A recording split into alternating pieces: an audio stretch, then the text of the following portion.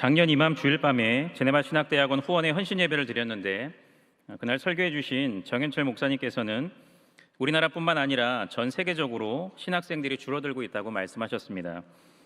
그에 따라 많은 신학교의 입학 정원이 미달되고 있고 심지어 폐교하는 사태까지 벌어지고 있다고 하셨습니다. 안타깝게도 그와 같은 추세는 올해에도 이어졌는데 2023년도 신학대학원 정시 모집 결과에 따르면 대한예수교 장로회 통합교단의 대표 신대원 한 곳을 제외하고 모든 학교가 정원 미달을 기록했습니다.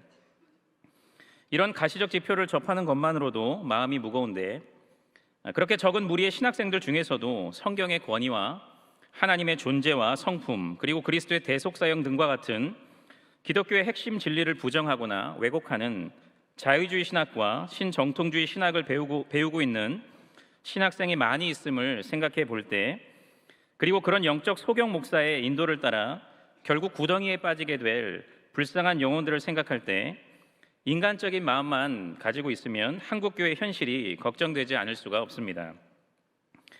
그런데 그와 같은 암울한 현실은 오늘 본문의 예수님께서 공생의 사역을 하고 계실 때도 마찬가지였습니다.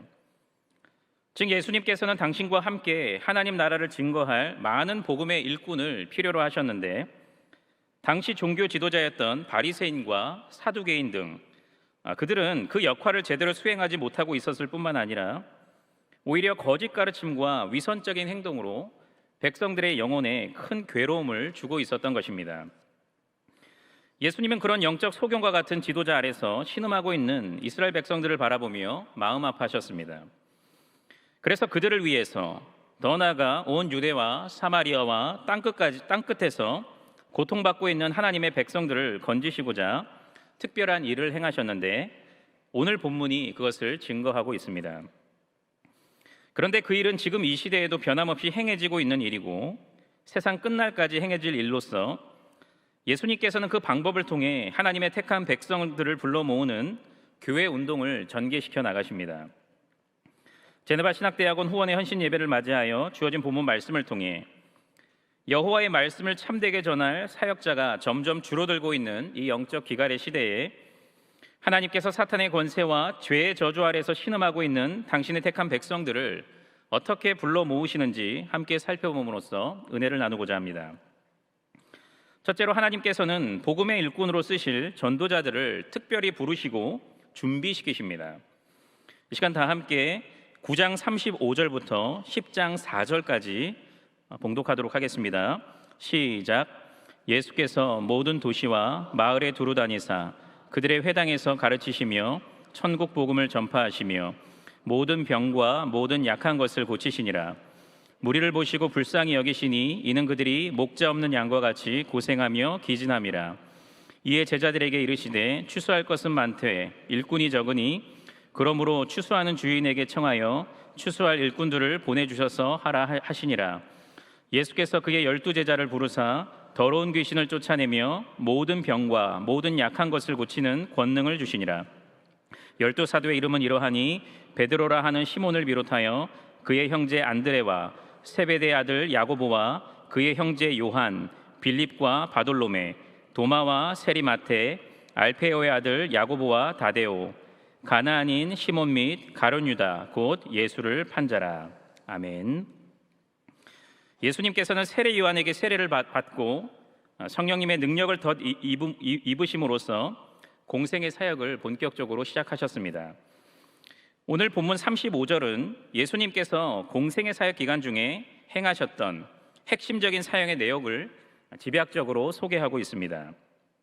본문은 예수님께서 모든 도시와 마을에 두루 다니셨다고 했는데 병행 구절인 마태복음 4장 23절을 근거로 그곳이 구체적으로 갈릴리였음을 알려줍니다.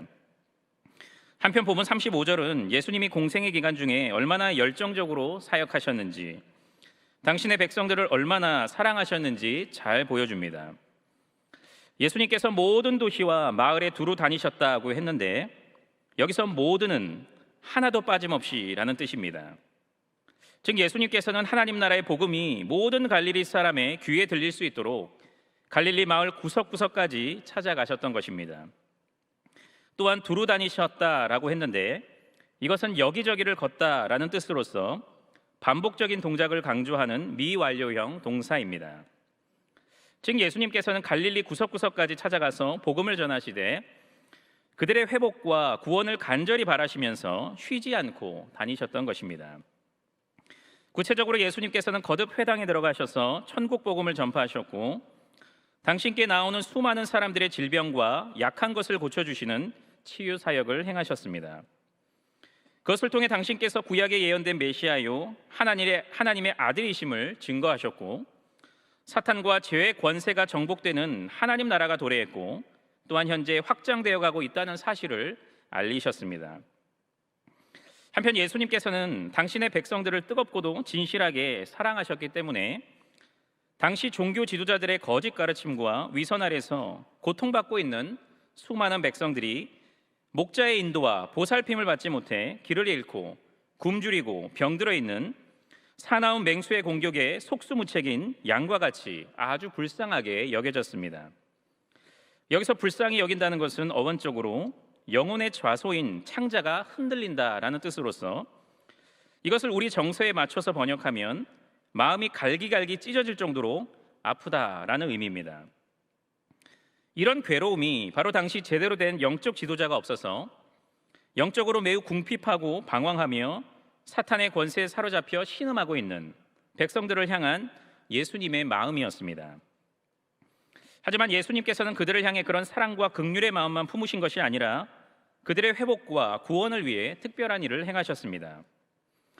예수님께서는 복음을 드려야 하는 사람은 많지만 정작 그들에게 복음을 전하고 그들을 계속해서 복음으로 양육할 충성스러운 복음의 일꾼이 없는 당시의 상황을 가리켜 추수할 것은 많되 일꾼이 적다라고 표현하셨습니다. 그리고는 제자들을 향해 추수하는 주인에게 청하여 추수할 일꾼들을 보내주소서라고 간청할 것을 명령했습니다.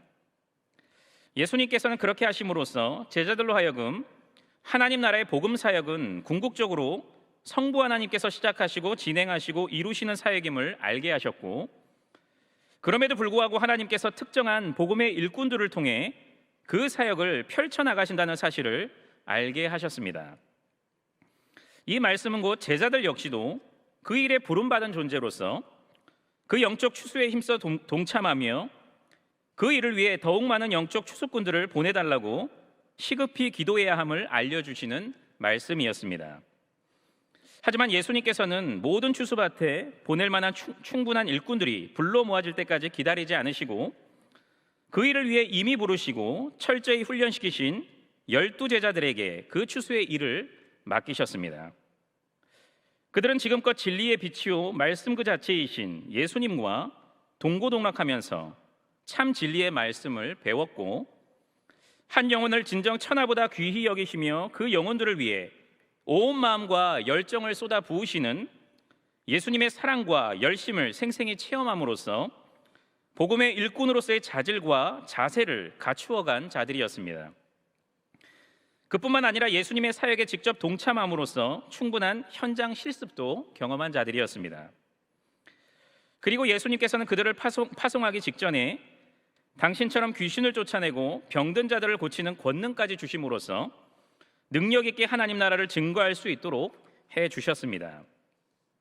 그리하여 그들의 사역을 통해 목자 없는 양같이 고생하고 기진한 당신의 백성들이 영적 생명력과 기력을 얻어 하나님을 예배하고 따르는 놀라운 구원의 역사, 하나님 나라 확장의 역사가 나타나게 하셨습니다.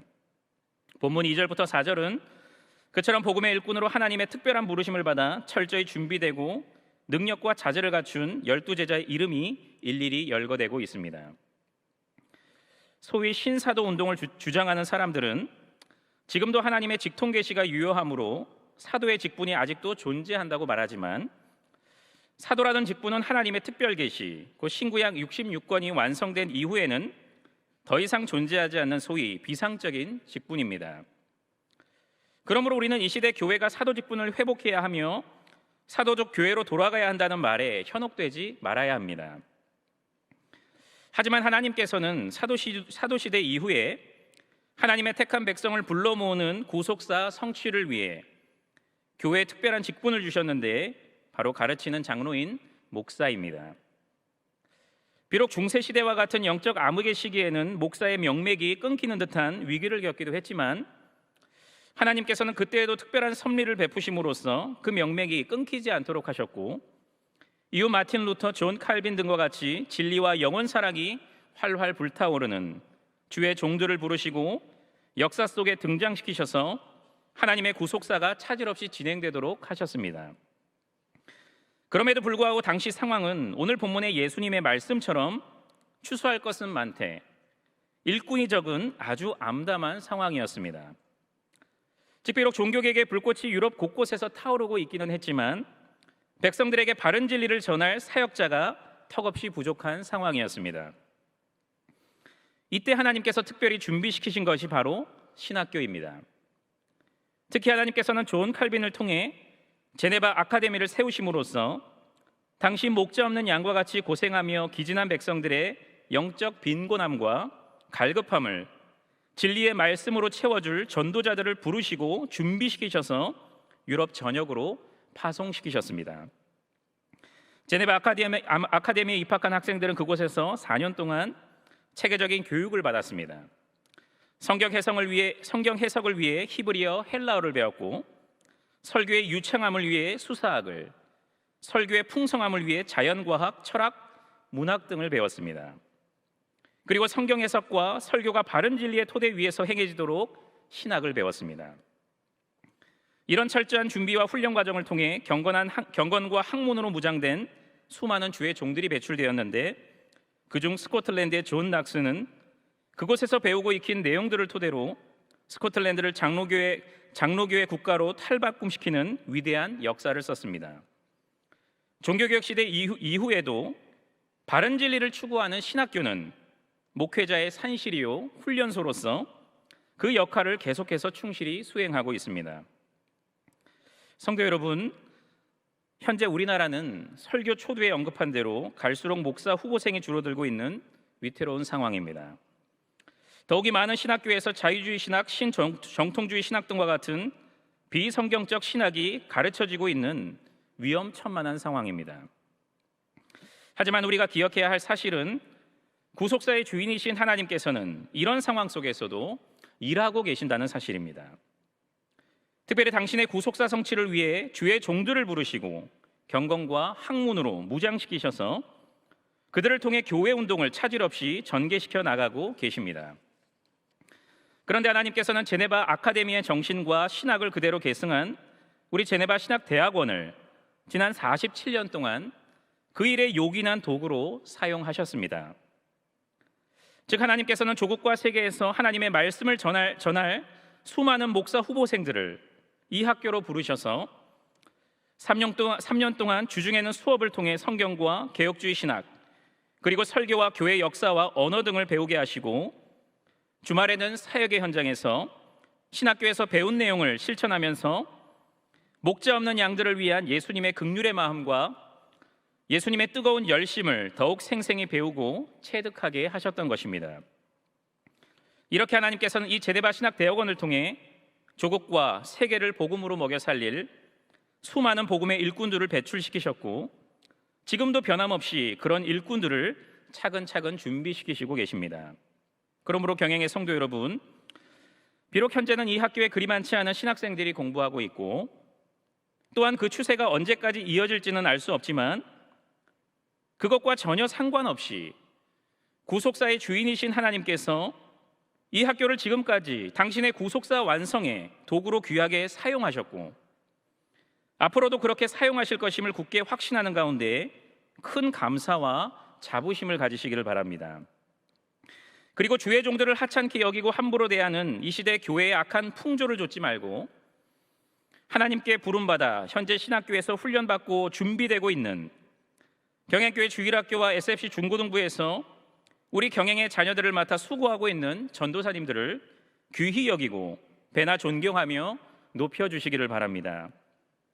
그러면 전도사님들은 여러분의 그 겸손의 섬김을 통해 큰 위로와 용기를 얻어 앞으로 경건과 학문을 연마하는 일에, 맡겨진 부서와 영혼을 섬기는 일에 더욱 진력할 수 있을 것입니다.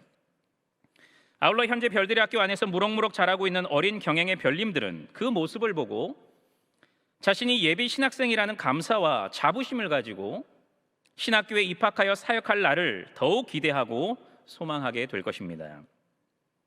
추수할 것은 많되 일꾼이 적은 이 영적 기갈의 시대에 구속사의 주인이신 하나님께서 우리 교단과 교회에 복음의 일꾼을 길러내는 제네바 신학 대학원을 허락해 주셨고 지금껏 귀하게 사용해 주셨다는 사실에 큰 감사와 영광을 올려드리는 가운데 이 학교가 예수님 다시 오시는 날까지 그 복된 일에 더욱 귀하고 값지게 쓰임 받도록 간절히 기도하는 경영의 성도님들이 되시기를 간절히 바랍니다. 둘째로 하나님께서는 복음의 빚진 자의 자세로 참된 복음을 전하는 전도자와 그들을 물질로 후원하는 성도가 협력하게 하십니다. 다 함께 본문 10장 5절부터 10절까지 읽도록 하겠습니다. 시작. 예수께서 이 12를 내보내시며 명하여 이르시되 이방인의 길로도 가지 말고 사마리아인의 고을에도 들어가지 말고 오히려 이스라엘 집에 잃어버린 양에게로 가라. 가면서 전파하여 말하되 천국이 가까웠다 하고 병든 자를 고치며 죽은 자를 살리며 나병 환자를 깨끗하게 하며 귀신을 쫓아내되 너희가 거저 받았으니 거저 주라. 너희 전대에 금이나 은이나 동을 가지지 말고 여행을 위하여 배낭이나 두벌 옷이나 신이나 지팡이를 가지지 말라. 이는 일꾼이 자기의 먹을 것 받는 것이 마땅함이라. 아멘. 예수님은 당신께서 친히 준비시키신 12명의 제자들을 본격적으로 갈릴리 지역 곳곳으로 파송하시면서 그들이 준수해야 할 사역의 지침을 가르쳐 주셨습니다. 먼저 그들이 복음을 전할 대상에 대해서 알려주셨는데 즉 이방인의 길로도 가지 말고 사마리아인의 고을에도 들어가지 말고 오히려 이스라엘 집에 잃어버린 양에게로 가라고 말씀하셨습니다. 다시 말해서 이방인들이나 사마리아인들이 아니라 오직 유대인들에게만 복음을 전할 것을 명령하셨던 것입니다. 이 말씀은 예수님께서 이방 선교를 원천적으로 금지시켰다는 의미가 결코 아니라 복음 전파의 우선순위에 있어서 유대인 전도를 이방인 선교 앞에 위치시켰다는 의미입니다. 그러므로 예수님은 제자들에게 그와 같은 명령을 하실 때에도 이방인을 위한 선교 계획을 품고 계셨고 그들을 위한 사람들을 준비시키시고 계셨습니다. 이어서 예수님은 그들이 입을 열어 선포해야 할 복음의 내용을 알려주셨는데 그것은 곧 천국이 가까이 왔다는 것이었습니다. 그 메시지는 예수님께서 공생의 기간 중에 선포하신 내용과 동일한 내용이었습니다. 이것은 천국이 가까이 왔다는 메시지가 복음의 핵심임을 강조하는 동시에 제자들이 예수님의 사역을 그대로 이어가는 자들임을 또렷이 알려줍니다. 한편 천국이 가까이 왔다는 이 메시지가 복음의 핵심인 이유는 그것이 예수님께서 구원주이시라는 진리를 확실히 증거하기 때문입니다. 즉 구약의 선지자들은 앞서 메시아가 오시면 마침내 하나님 나라가 성취된다고, 즉 하나님의 통치가 실현된다고 줄기차게 전했었는데 예수님이 오신 이후에 천국이 가까이 왔다는 메시지가 울려 퍼지게 된다는 것은 예수님이 곧 구약에서 예언된 바로 그 메시아, 곧 구원주이심을 명백히 증거하는 것이 되기 때문입니다. 이어서 예수님은 제자들에게 병든 자를 고치며 죽은 자를 살리며 나병 환자를 깨끗하게 하며 귀신을 쫓아내라고 하셨는데 이것은 예수님께서 신적 권세를 가지신 하나님의 아들이심을 증거하고 무엇보다도 예수님께서 하나님 나라를 실현시킨 구원주이심을 밝히 드러냅니다. 왜냐하면 죄의 결과인 질병이 치유받고 하나님의 원수인 사탄이 정복되는 것은 곧 하나님의 통치가 임했음을 입증하는 것이 되기 때문입니다. 그런데 예수님은 그처럼 영적으로 궁핍한 자들을 위한 사역을 수고롭게 하되 너희가 거저 받았으니 거저 주라고 말씀하셨습니다. 즉 복음의 일꾼은 어디까지나 오직 하나님의 은혜로 구원받고 사역자로 부름받았으며 그 사역을 감당할 능력도 받았으므로 아무 대가도 바라지 말고 그들에게 복음을 전하고 그들의 질병을 고쳐주며 귀신을 쫓아낼 것을 명령하셨던 것입니다. 아울러 예수님은 제자들이 소유해야 할 소지품에 대한 지침도 알려주셨는데 즉 너희 전대에 금이나 은이나 동을 가지지 말고 여행을 위하여 배낭이나 두벌 옷이나 신이나 지팡이를 가지지 말라고 말씀하셨습니다. 여기서 언급된 목록은 정말이지 먼 길을 떠나는 여행객으로서는 최소한의 소지품이었습니다. 그런데 예수님은 그것들조차도 가져가지 말 것을 말씀하셨습니다. 왜 그러셨을까요? 그것은 예수님의 깊으신 뜻으로서 사역 기간 내내 그 어떤 사람이나 물질, 심지어 최소한의 소지품이 아닌 오직 하나님만 의지하도록 하기 위함이었습니다. 물론 신실하신 하나님께서는 그렇게 당신만 철저히 의지하는 충성스러운 일꾼들에게 먹을 것, 곧 살아가는 데 필요한 모든 것들, 사역하는 데 필요한 모든 것들을 공급해 주십니다. 그런데 하나님께서는 그 일을 하시되 사람을 통해서 하십니다. 특별히 복음의 일꾼들의 수고를 통해 죽었던 영혼이 살아나고 그 영혼이 살찌워지고 있는 사람들, 곧 복음의 빚진 자들로 하여금 그들에게 먹을 것을 공급하게 하심으로써 복음의 일꾼들을 먹이고 입히시는 것입니다. 그래서 본문 10절 하반절은 이는 일꾼이 자기의 먹을 것 받는 것이 마땅함이라고 증거하고 있습니다. 이것이 바로 예수님께서 복음이 온 갈릴리에 퍼지게 하는 원리였습니다. 즉 제자들은 오직 하나님만을 의지하는 믿음과 복음의 빚진 자의 마음으로 천국 복음을 있는 그대로 담대히 전하고, 그들로부터 복음을 들어 구원받은 사람들은 제자들에게 사역에 필요한 것을 공급하게 하심으로써 하나님의 택한 백성들을 불러 모으셨던 것입니다. 프로 스포츠팀이 좋은 성적을 내기 위해서는 훌륭한 선수가 있어야 하고, 팀과 선수들이 훈련과 경기에만 집중할 수 있도록 후원하는 든든한 구단과 구단주가 필요합니다. 그것은 최근 프로농구에서 일어났던 불미스러운 일만 보더라도 잘 알 수가 있습니다. 작년 8월에 고양시를 연고로 한 프로농구단이 화려하게 창단식을 열고 KBL 농구리그에 본격적으로 참여하였습니다. 이 팀에는 유명한 전 국가대표 감독이 대표이사로 선임되고 유능한 선수들이 영입되었기 때문에 창단 때부터 농구 팬들의 많은 관심과 기대를 받았습니다. 그리고 이 팀은 시즌 초반 돌풍을 일으켰고 한때 1위를 기록하기도 했습니다. 하지만 구단의 경영 악화로 구단 직원과 선수단의 임금을 주지 못하게 됨에 따라 그 좋았던 분위기는 차갑게 식어갔습니다. 그리고 갑작스럽게 생계를 걱정해야 하는 상황에 놓인 선수들은 당연히 훈련과 경기에 집중하지 못하였고, 결국 이 신생팀은 플레이오프 진출을 장담할 수 없는 지경까지 이르고 말았습니다.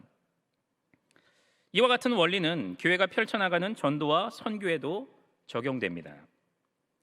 즉 전도와 선교가 성공적으로 진행되기 위해서는 하나님의 말씀을 맡아 신실하게 전하는 전도자가 있어야 하고, 그들을 성실하게 후원하는 성도가 있어야 하는 것입니다. 그것이 바로 하나님께서 교회 운동을 펼쳐나가시는 방법입니다. 물론 구속사의 주인이신 하나님께서는 얼마든지 당신의 전능하신 능력으로 그 일을 펼쳐나가실 수도 있으시지만 그렇게 하지 않으시고 이 협동의 원리로 구속사가 진행되도록 하십니다. 그것이 지난 기독교 2000년 역사 동안 교회에 적용된 원리요, 지금도 여전히 적용되고 있는 원리입니다. 우리 경양교회도 그 원리를 따라 지금껏 예수세계화 운동을 펼쳐나갔습니다.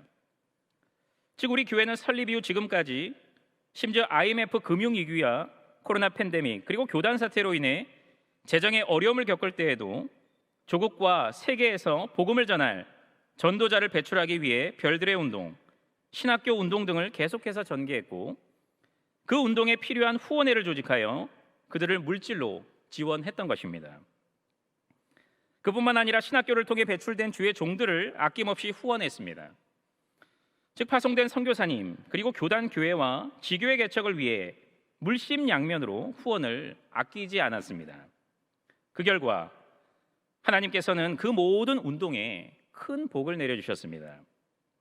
우리 교단과 교회를 통해 하나님의 놀라운 구원의 역사가 끊임없이 나타나게 하셨습니다.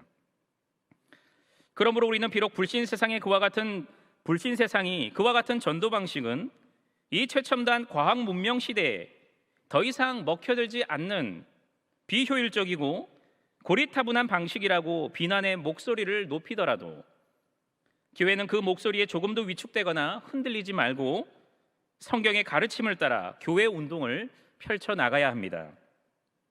즉 하나님의 말씀을 맡은 전도자는 부름받아 나서니 몸 어디든지 가오리다. 아골골짝 빈들에도 복음 들고 가오리다 라는 순종과 헌신의 자세로, 그리고 하나님께서 보내신 곳에서 거저 받았으니 거저 주는 복음의 빚진 자의 자세로 설교 강단과 길거리에서 예수님께서 온 세상에 구원 주시라는 하나님 나라의 복음을 힘써 전해야 합니다. 그리고 그렇게 온 힘과 정성을 다해서 하되 결국 그 모든 상황을 주장하시고 사람의 마음을 변화시키는 분은 구속사의 주인이신 하나님이라는 사실을 확신하는 가운데 그분만을 전적으로 신뢰하고 의지해야 합니다. 그리고 성도는 일꾼이 자기의 먹을 것 받는 것이 마땅함이라는 예수님의 말씀을 받들어 전도자를 통해 영적 양식을 공급받고 있음에 늘 감사하는 가운데 전도자가 계속해서 복음을 전하는 일에만 몰두할 수 있도록 그들의 생계와 필요를 채우는 일에 힘써야 합니다. 그러면 전도자는 의식주 문제에 대한 걱정 없이 오직 하나님의 말씀을 연구하고 전하는 일에만 매진할 수 있을 것입니다. 그러면 성도는 매주 강단에서 선포되는 그 양질의 말씀을 통해 영적으로 더욱 풍요로워지는 복을 누림으로써 행복한 신앙생활을 해나가게 될 것입니다. 그런데 저는 우리 경영의 성도님들이 지금껏 그 일에 정말이지 생애 최고와 전부까지 바치신 분들이라고 생각합니다.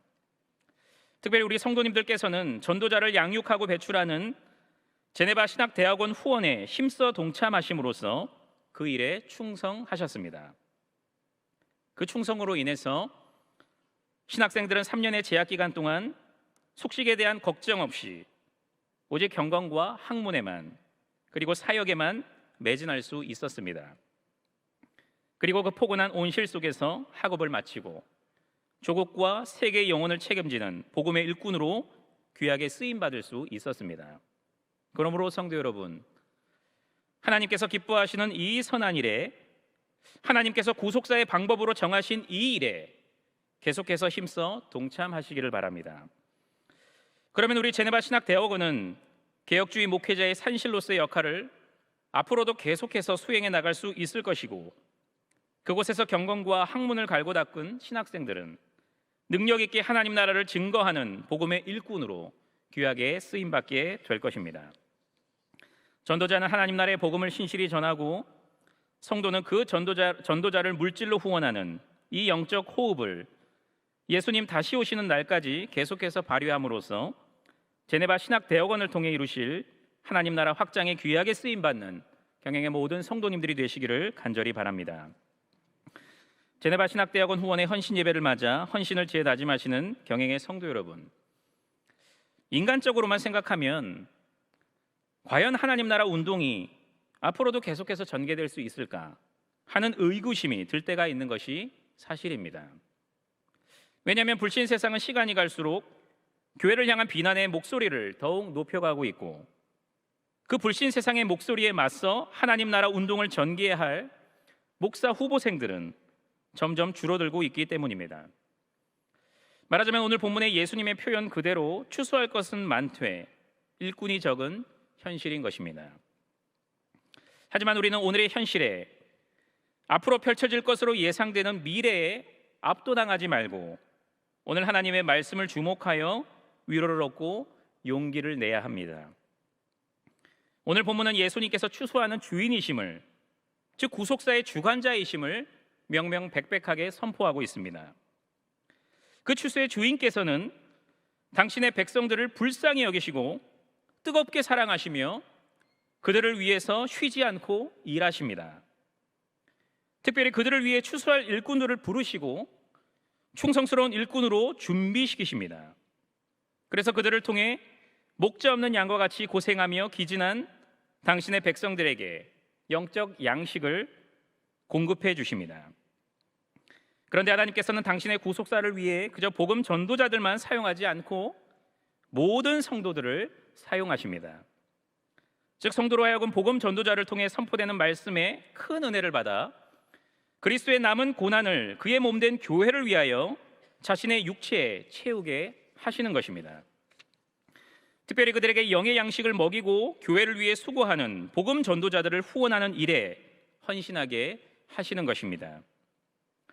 그것이 바로 하나님께서 기독교의 역사 속에서 심지어 교회를 향한 대박해가 휘몰아칠 때에도 교회를 존속시키시고 교회 운동을 펼쳐나가신 방법입니다.